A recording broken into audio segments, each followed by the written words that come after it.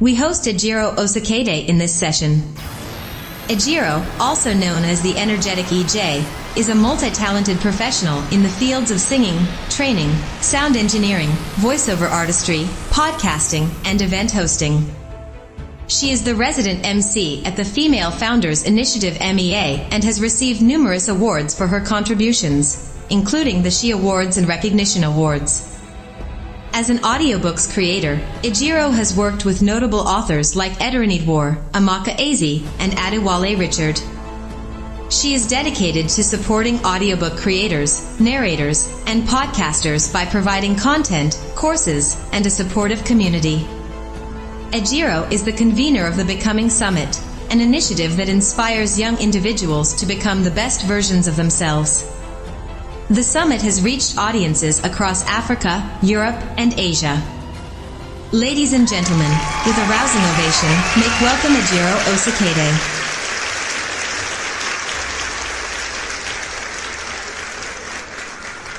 We have Ejiro Osakede, popularly known as Energetic EJ. So for the rest of today, I'm not going to call her Ejiro, I'm going to call her Energetic EJ because that's what it is that we know her. So you are welcome, EJ, joining us all the way from the UAE. For those that do not know, right now I'm in Ireland, and where she is in the UAE is 3 hours ahead. So she's staying up late at night to have this conversation with us. Thank you very, very much, and we welcome you. Now, I know we've just gone through your profile. We've heard who it is you are, but we always like to hear from what we call the horse's mouth. So talk to us. Who is Ejiro, or who is Energetic EJ? Energetic EJ is the energetic woman you're seeing on the screen. Okay, so she is a purpose-driven individual who believes that she is wired to inspire lives. And so she's very, very particular and careful and intentional as much as she can be in how she shows up, because she knows whether she's aware of it or not, whether she likes it or not, whether she permits it or not, there is somebody somewhere watching her, busy getting inspired. And so I am an inspirator by design and an energetic being by personality. This is who I am, and it's a pleasure to be on the program today. Fantastic. It's a pleasure to have you on the program as well with me today. So, just wondering, you've been recognized for your work as an audiobook creator for African authors. Could you talk to us about, how this important amplification of African literature through audiobooks started? What has the impact been so far? Talk to us about this, because you do this on a global scale. You've done it. Please talk to us maybe about a number of some of these notable people it is that you have worked with. We are interested in that. Talk to us about that. Okay. It's a journey, and it is one that has honestly stretched me so far. This vision was caught in 2014 when I went for a particular course back then. It was a short course. Basically, I went for a course to become an on-air personality. But I've never been on air in the traditional sense of it, like on the radio or TV station. But I'm glad that I went for that particular course. But because it was in that course that I encountered a particular material that was used. It's called the Bible Experience, and it was a collaborative effort by everybody who was anybody in Hollywood, right? Everyone was there. Denzel Washington, T.D. Jakes, name all the big names, Kirk Franklin, all the big names they're there on that program, on that particular project. It's called the Bible Experience. So basically, they converted the Bible into audio, but bringing it alive, not just narrating it, acting it out. And it captivated my heart. I'm like, oh my God, this is so good. I found my life's calling. And I'm like, you know what? I want to replicate this for Africa. I dreamt of a time where I'll be able to create classics or work on a classic like, Things Fall Apart, like Chimamanda's book, like Wole Soyinka's book, just bringing it to life. This was the vision I caught, but things happened that Yeah, still on the vision is still work in progress. But it started already because you've started working with notable people as well. Fantastic. Just before we move on, I know you're also the convener, you're the brainchild behind the Becoming Summit.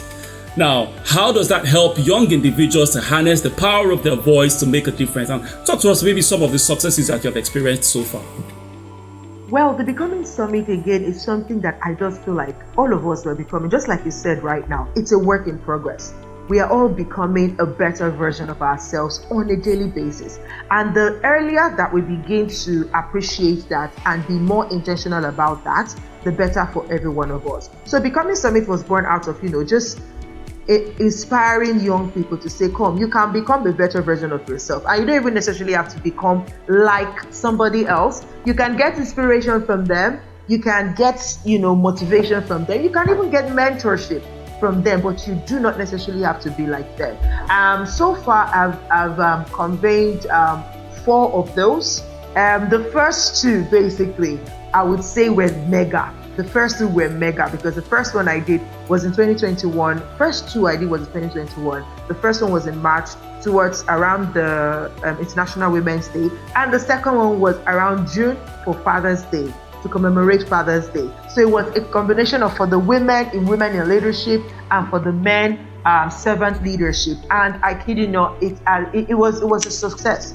Honestly, it was a success because the compilation of speakers, the knowledge and the sharing from those conferences was mega. The other 2, however, were smaller versions of it, right?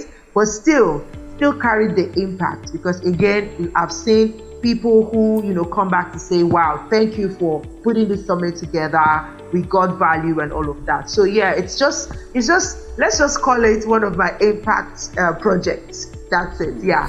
So I believe that some of them, the content that are there are not just for a time, they are for a period of time. And so for everyone who comes in contact with those particular content, they are definitely going to leave with something. Yeah.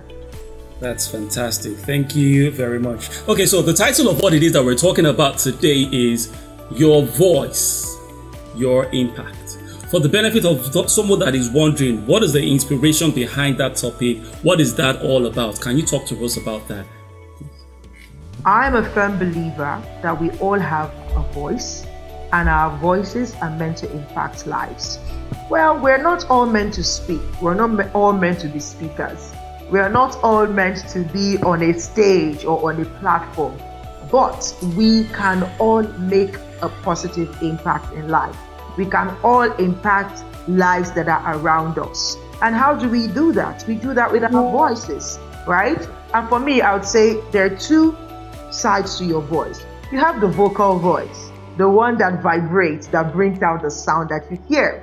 But you also have the implied voice, right? You also have the implied voice where it's what you represent, it's who you are, it's how you show up in life. So what you stand for, what people can look at you and say, oh, this is it about this person. That is your implied message, right? But your vocal message is you actually speaking towards a topic or towards an area or advocating for a particular thing in the society. And for me, my advocacy is that we all have a voice and we might as well just use it to impact lives positively. We all have stories that we can share that can bless the next person. We all have experiences that we've gone through, the good, the bad, the ugly, that when we share it, we can actually inspire, motivate, correct, or direct the next person. And so it is important that we begin to appreciate our journeys and put a voice on it and share our stories. So that could be maybe writing a book. And for me, I'm here to say, okay, you have written the book. There are people who are visual learners, but there are also people who are auditory learners. Can we convert it into audio? We need people to do that as well. Or it could be that, okay, you're such an expert in your field, you've had years of experience, and now you're looking, man, your cost is counting, and you're like, how do I leave a legacy behind? How do I transfer this knowledge to the next generation based on my own experiences? Then you can actually start a podcast just like I'm doing, to say, you know what, I want to transfer this knowledge to the next generation, and I want to have something that I can be remembered by, and a podcast can actually do that for you. So that is why I said your voice, your impact, because everything you say, everything you do has an impact in the life of at least one person. I am a one-person person. I believe that everything that I do is impacting at least one person. But it just happens that that one person is replicated in probably 1,000 persons more or 1,000,000 persons more, because we are 7 billion or over 7 billion in the world generally. So, but I, show up for that one person. And yeah, I believe that we all have a voice, and our voices are meant for impact. And so that's my message, basically, to say your voice is your impact. Are you using it? And if you're using it, are you impacting positively? Wow, that's very deep. And like you rightly said, we all have a story to tell. And the sooner, some people feel their stories are not relevant or their stories are not needed out there, and that's why they keep these stories to themselves. But like you rightly said, everybody has a story to tell, and there's at least one person out there that is waiting to hear that story. Like you said, one mind at a time as well. Part of what we get to do, our ultimate vision for all the things that I'm doing, is to make our world a much better place to live in, one mind at a time. We are having this webinar today. If the only thing that gets to happen is only one person has a renewal of mind, then my job here is done today. But we're hoping much more than one person gets a renewal of the mind, and we continually get closer to that goal of making our world a much better place to live in. Now, earlier in our conversations before coming up to have this webinar, you talked about having the LCU, your voice, and then the ABC, your voice. Can you talk to us about, because some people will be wondering, what are all these letters about? The LCU, your voice, the ABC, your voice. Talk to us about this, please. Okay, first of all, LCU. So LCU is in connection with your vocal voice. So the voice that you speak, whether you want to become a speaker, a podcaster, an audiobooks creator, or just somebody advocating or anything, but you're using your vocal voice, right?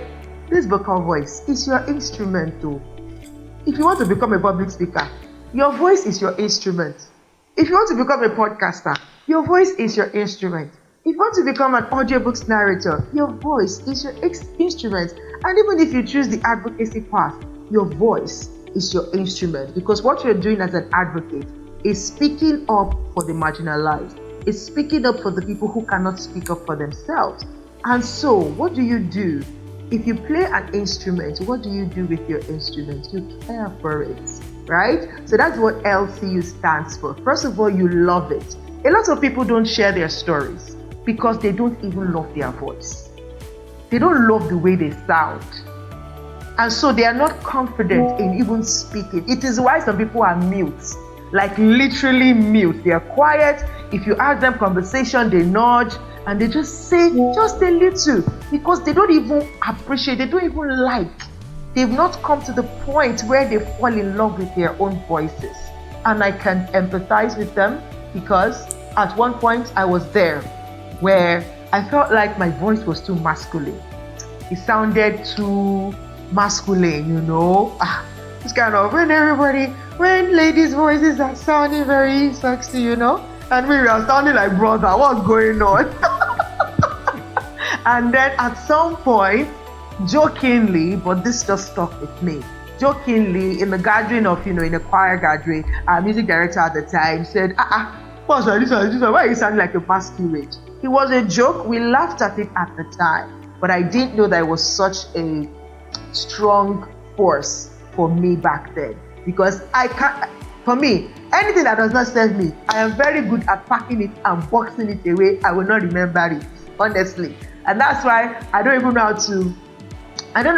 don't carry people in my mind, because once you do me strong thing, you do me bad, I forgive you, but I'll keep you in a file that says do not engage.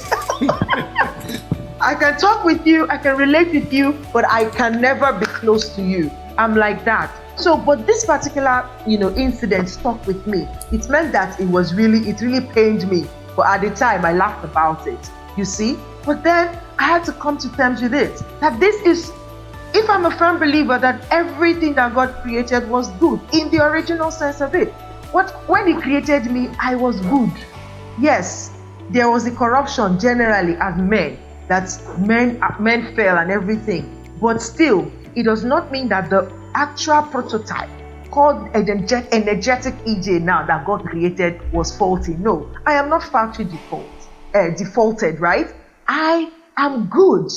What God created was good. So I have to come to terms with it. So this voice fits this body. It fits this packaging. You see, I am not a big person. I am somewhat petite. So if I now have a tiny voice with my petite nation, baby, nobody will listen to me. Maybe people will not take me seriously. You understand? Of course, but I know that again, thank God for innovation and creativity, that now even people with tiny voices, they can be mega. E.g. Ellen Paul, she proved it to us, right? So, but again, I have to come to terms with it that my voice is unique to me, is unique to my wiring, is unique to my composition. It is what I need to thrive as the person that God has created me to be. So I had to fall in love with my voice. Check it out. For people who are not speaking, for example, the first time, or some people, especially people who know or come to tell you that they are not comfortable with their voice, they've recorded their voice once and played it back and like lie. That's now, is that how I sound? No. Ew. My goodness. Right? First time, if you try it, you've never tried it before. I guess right now, it's becoming more, acceptable because of voice notes. You send voice notes every day on WhatsApp, and sometimes you play it back to yourself and hear, I'm like, now wow, this is how I sound. Man, people have been trying. This is what they've been listening to all these years. But you've got to love your voice. You've got to come to terms with it, that it is uniquely wired for your specific purpose here on earth. So love it. That's what L stands for. Now that you love it, and you know it's an instrument, let me tell you, if you have an instrument that you just keep, e.g., I was supposed to be playing the guitar or the ukulele. I've not touched both instruments in months. I've become rusty. Even though I know where the strings are, I know where to place my hand. If I attempt to play now, I would not be able to strum fast. I will not be able to switch my chords fast because it's been a long time. It's the same way. Your voice as your instrument, if you don't use it, it becomes rusty. Yes.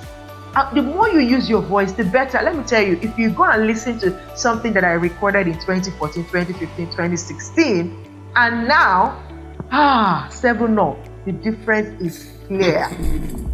You will hear it, you'll be like, In fact, the person that said you sounded like a masquerade was correct. What is this?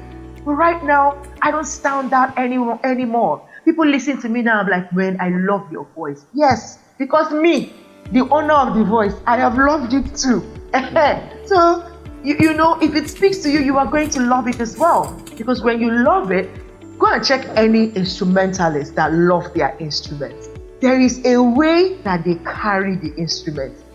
You will not see a lover of their instrument see it, no matter how much they love the child, even if it's their own child or their nieces and nephews. The moment you are doing, Yoruba will say you are tafele around their instrument, they will, don't go there, don't go. They will stop you because they love the instrument and they love to play it. When you see an instrumentalist who loves to play their instrument, it goes beyond performing for them. There is a relationship between them and their instrument. It's the same thing. So when you see your voice as your instrument, you will begin to use it in a more meaningful way. So that's what U stands for. So love your voice, use your voice, and C stands for care for your voice.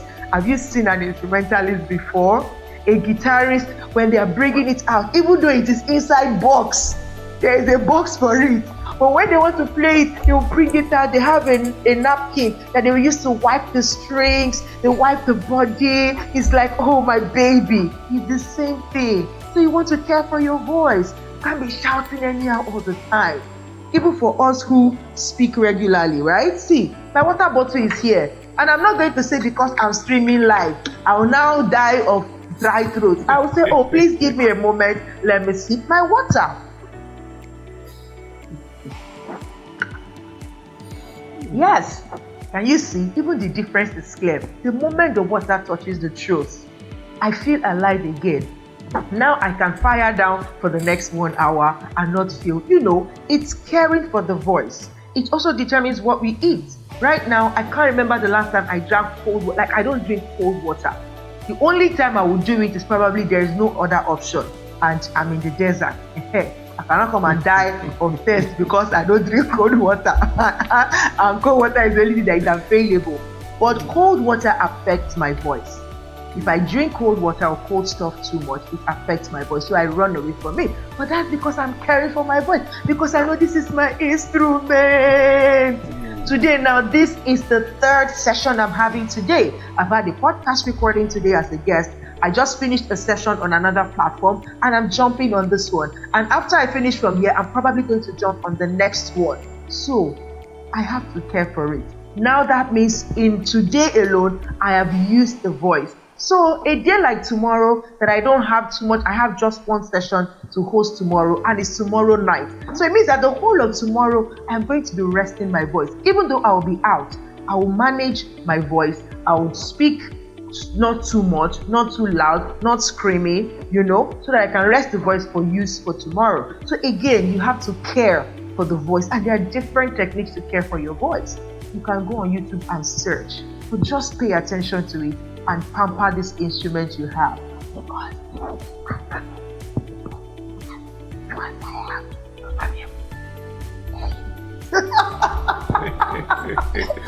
Fantastic. So the LCU means you need to love your voice, you need to care for your voice, and you need to use your voice. Okay, so that's the LCU. There's another part of it that you need to talk to us about because I'm sure people are wondering. So what is the ABC of your voice as well? So the ABC is to the part of your implied voice. So the message, what you stand for. You might not be the vocal one, but still you stand for something. And that is also still your voice, your message. So A is acknowledging it, appreciating it, accepting it. What is that? It's more like it's tied to your purpose. What do you think your purpose is? Why do you think you exist? What is your assignment per time? Because a lot of people struggle with this topic of purpose. What is my purpose? For the longest time, I struggled with it. I will pray, I will fast, I will beg, oh God, what's my purpose? What's my purpose? Now I've come to understand that yes, I am here. My ultimate purpose here on earth is to glorify God. But in the glorification of God, is different assignment for different seasons of my life, right? So I embrace every season per assignment. And so what is your assignment? What is your purpose? So you need to accept it. If you're not sure about it, please pray. Talk to God about it. Fine, go search. There are different techniques, there are different science to knowing what you are wired for, what you are inclined to, what are your temperaments, what's your personality type. Go and do all the different personality tests to know what your strengths are, what your weaknesses are, what you're good at. For example, my top 5 strengths. I can't particularly remember all the 5 right now, but I know that coaching is one of them. And so I know that if I really dive into the coaching space, it's a space that comes naturally to me. And I'm not even certified yet, and I'm already coaching. People already name me coach. I'm already working with coaches. I work in coaching community. I actually coach people, right? Another thing is, another of my strengths is empathy, right? I'm an empathizer. I can step into people's shoes to kind of feel what they're feeling. And so because of that, I can connect with people easily.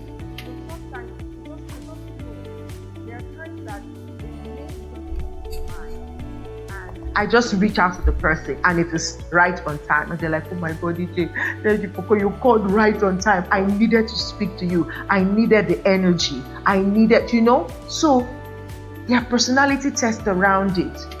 But as a person of faith, the fastest route is to just go to the maker, the creator, the one that designed you, factory maker. Go and ask him, Daddy, what though? Where am I? Lord, Father, Abba, whatever you call him, please God, Embed. what do you want me to do now? And then he keeps guiding you, because if you work with God, you will know he shows you the bigger picture, but he does not show you the whole steps that you're going to take to get there. So you are constantly dependent on him as you go, because sometimes it might reroute you. All right, so ask and acknowledge and accept. A. B. Build confidence.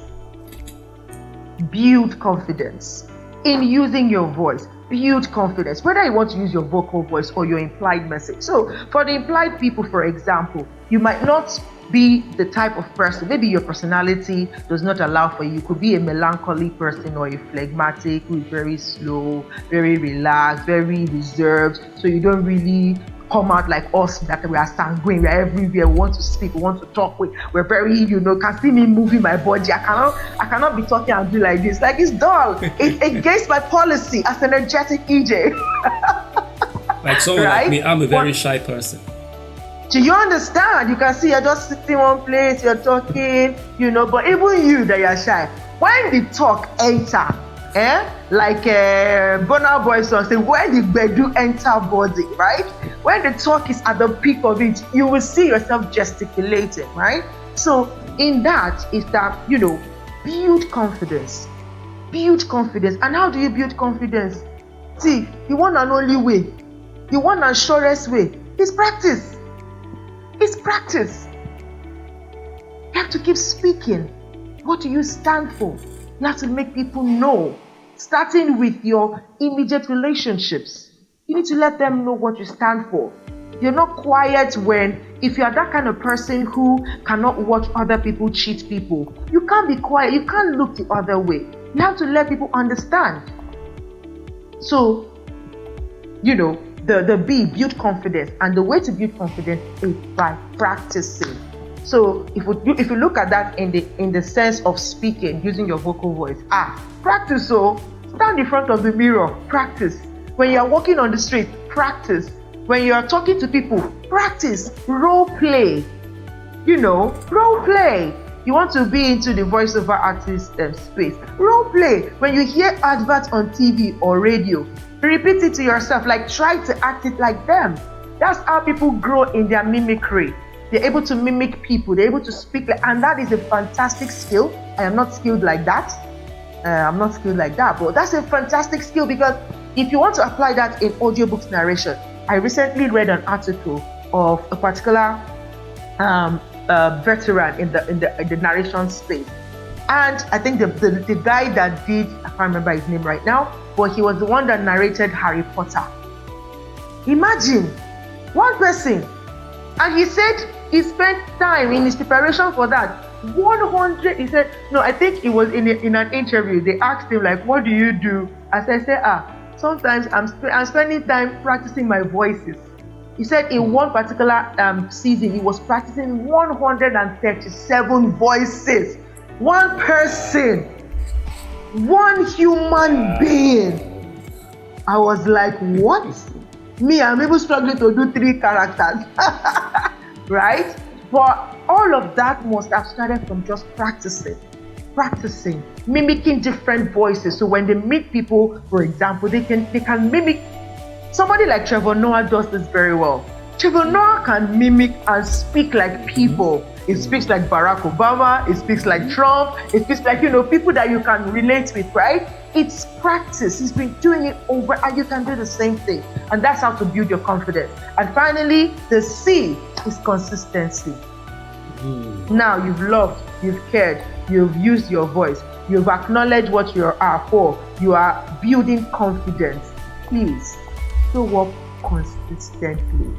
Consistently show up. Right now, I'm still in my game, I'm still on my journey, but I can assure you that when you talk about podcasting in the African continent, right, in the African space, or Nigeria, let me say Nigeria, I'm still growing because continent is huge. Well, I'm trying to spread my tentacles into other African continents. But when you talk about the Nigerian space and everything, at least for people who are actively doing it online, my name will come up. I don't know what number yet, maybe number 100 or number 50, but I'm building my way up to number 1 or top 10.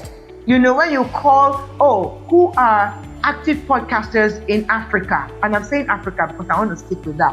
Who are active podcasters in Africa? She'll be able to say, don't you know Energetic EJ, the host of Stretch Street podcast? You know, this is consistency.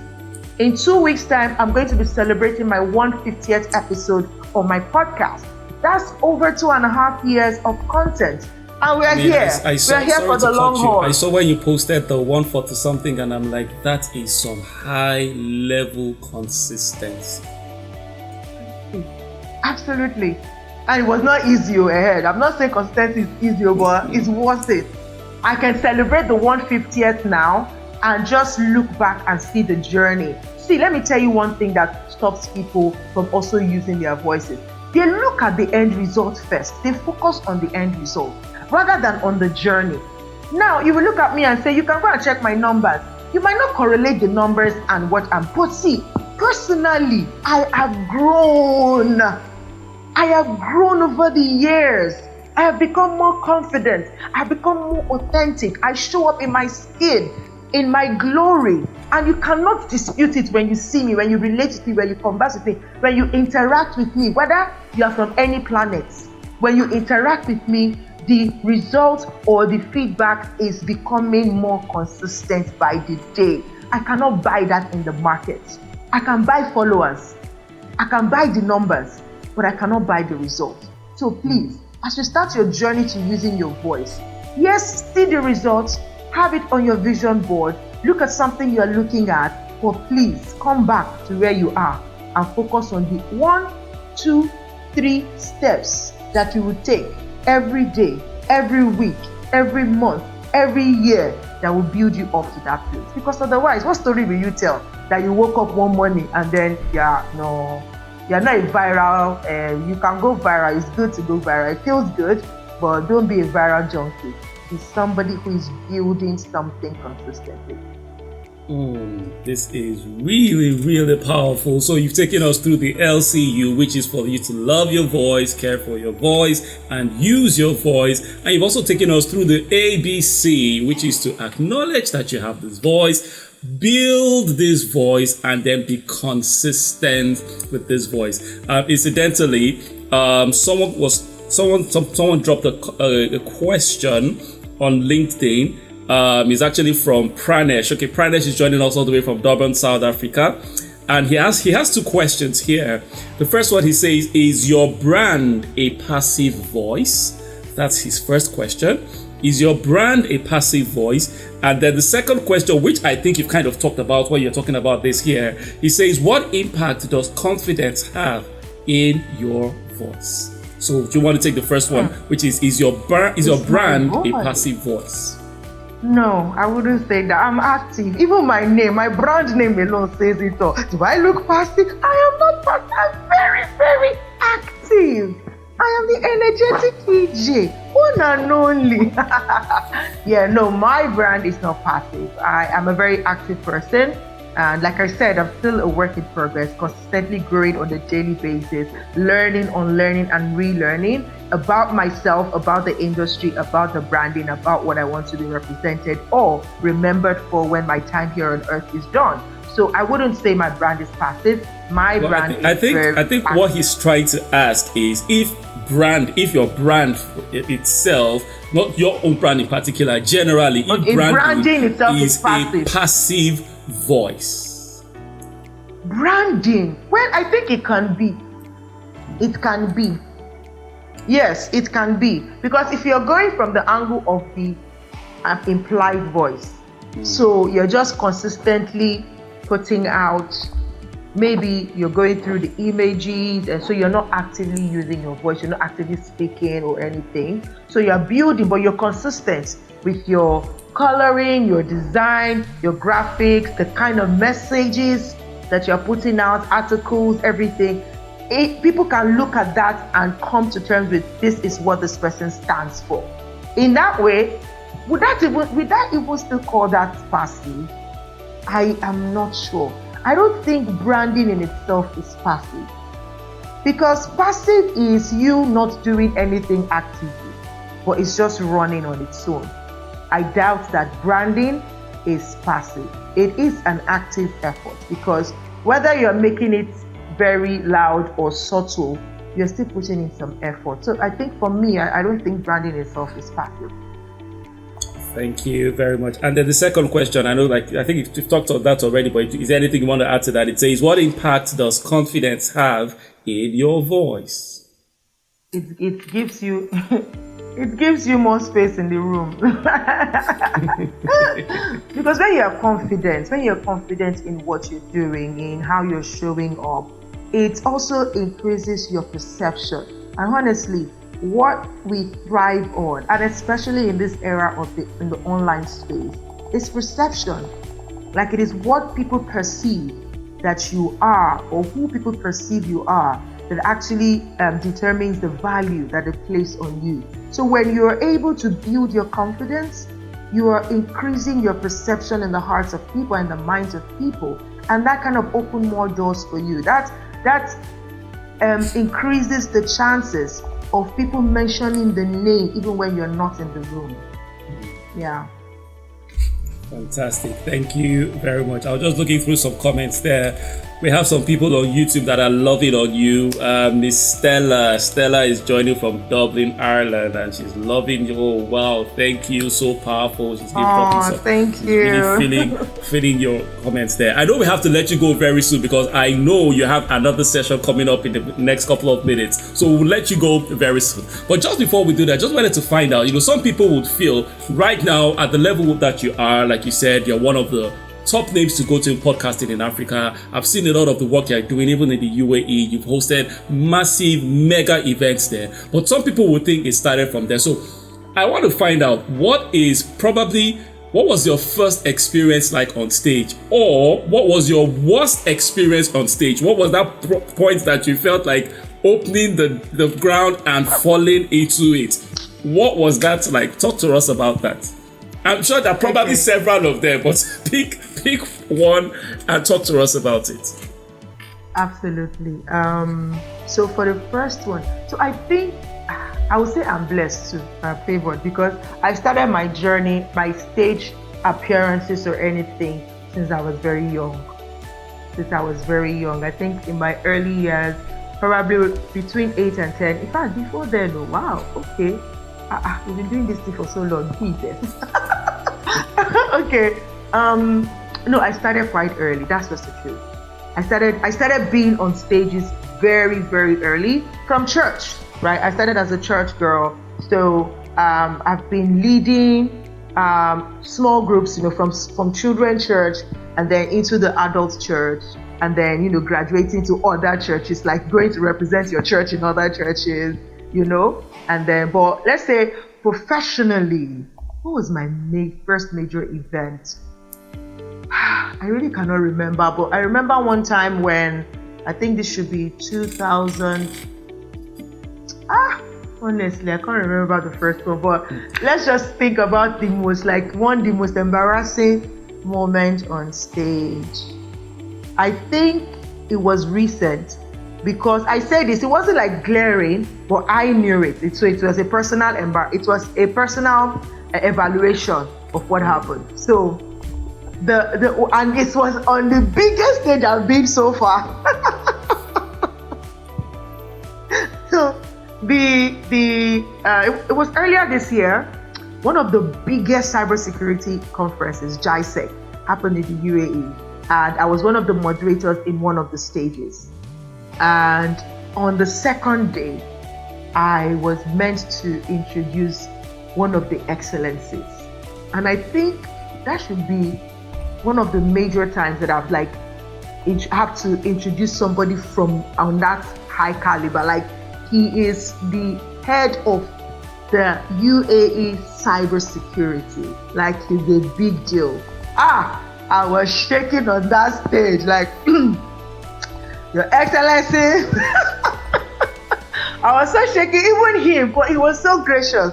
He was so gracious to calm down, no worries. I was like, yeah, I won't disgrace my I was shaking on that stage, and I think it was glaring. But the Excellency was really kind. Even the next day that he came again was like, I was waiting. I was trying to, get a picture with you, but you ran off stage yesterday. Come, let's take a picture together. And that was where we took a picture on the final day. So I think these things will never go away, especially when you're going. Every time I have to go on a stage, even the virtual stage, there's still that palpitation. But then you take a deep breath and say, see, if I am not worth being on this stage. Sorry, I'm going to cut you for a bit. I just want people that are watching to see I'm actually showing them that picture of that event that you're talking about right now, the stage where you said, and the reason why I'm putting this, and the reason why I asked you the question is some people may feel that, I can't get to that level. The reason why she's that good is because she's a natural, she's born to do that and all of that. But you've shown us that even at that height, even at that big stage, you've actually goofed it sometimes. And that goes to show to everybody out there, you may not be perfect, but keep at it. Keep at it. The fact that happened does not mean you stopped. You kept doing it, and you're still doing it now. So do you want us to round up on that? I know we have to release you very, very soon. I just wanted to use that to encourage someone out there. Absolutely. Yes, please. Again, I say this all the time. You cannot improve what you did not start. So, yes, you can see me now. My thoughts are gathered. I can speak like this for the next 3 hours, and we are still speaking. It did not start today, and still, it's still a work in progress. So be thankful for where you are on your journey to where you are going to. Why? Because if you look around at every point in time in your life, you will see somebody that is way better than you. But if you look back, you also see somebody that you are way better than. So be at peace with your own journey, at your own pace, especially as long as you know you are putting in the work. It is only a matter of time. Stop comparing yourself with another person. Stop looking at yourself and say, God, when? When what? Do you know when they started? Do you know the pacts that they have with their own God? So please, don't stop asking God, when? Have you showed up? Do all you can. Put your own work.